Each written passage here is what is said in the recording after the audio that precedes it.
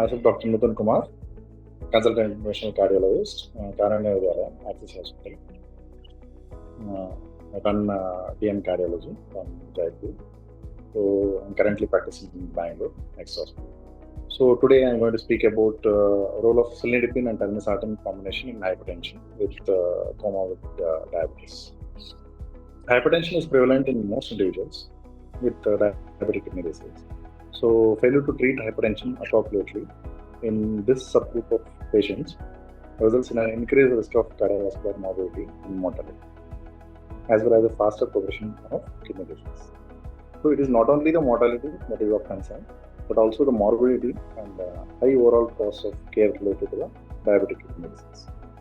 So this is in large part the result of strong association of DKD and with the severe outcomes, such as heart failure, stroke, MI, and ESRD. There are multiple mechanisms in the development of hypertension in patients with DKD, including inappropriate activation of the RAS system and the sympathetic nervous system, volume expansion due to increased sodium absorption, reabsorption, peripheral vasoconstriction, regulation of endothelin-1, inflammation and generation of reactive oxygen species, and down regulation of nitric oxide.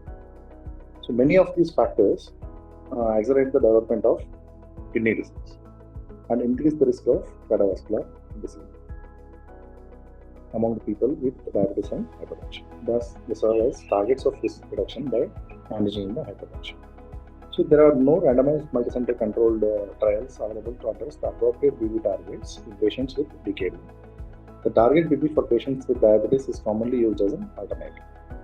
In addition, ADA consensus panel pointed out the relevance of 24-hour ambulatory BB management to identify at-risk subgroups of patients with diabetes, such as those with MAST hypertension and nocturnal non-dependent status, as possible confounders of the relationship between office measured BP and DKD progression.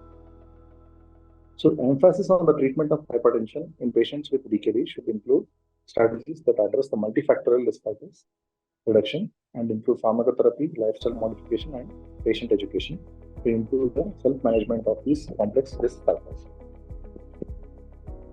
So the sympathetic stimulation in the renal afferent and efferent arterioles increases resistance and decreases the renal blood flow.